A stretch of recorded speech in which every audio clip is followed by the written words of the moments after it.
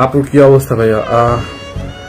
ম্যামের অবস্থা তো মানসিক কন্ডিশন আপু আপনারা ভালোই বুঝতে পারতেছেন আসলে কি অবস্থা। ম্যাম হচ্ছে ওই রাতে স্যারের কবর ওখানে গেছে, মানে নামাজের পরে আমাদের পোলাপান মানে অফিসের যারা আছে এবং তার ভাইটাই ম্যামের তারা মিলে কি কবরস্থানে ওখানে কবর জিয়ারত করতে গেছে। টনি আপু কেমন আছে? আপু ওইটাই তো বলতেছিলাম স্যার, মানে ম্যাম কিরকম আছে সেটা আপনারা আসলে বুঝতেই পারতেছেন। কবে মারা গেছেন? অলমোস্ট তো 3 দিন হয়ে গেছে আজকে। আল্লাহ ওনাকে জান্নাতুল ফেরদৌস দান করুক, আমিন।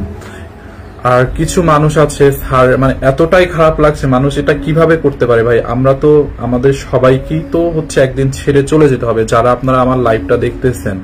হ্যাঁ, মানে অনেক মানুষ আছে হাহারি দেয় ভাই। আপনাদের কি মানে পৃথিবীর মায়া ত্যাগ করবেন না? আপনাদেরকে কি মানে এত বড় একটা এর থেকে শক্ত হতে পারে না কোন পৃথিবী থেকে কেউ মানে চলে যাওয়া বা মানুষের জীবন থেকে একজন মানুষ চলে যাওয়া সারা জীবনের মতে, তো এর থেকে বড় শক্ত আর কিছু হতে পারে না।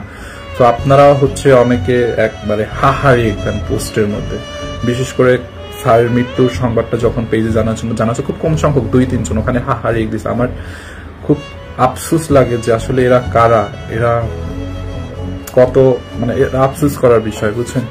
যাই হোক,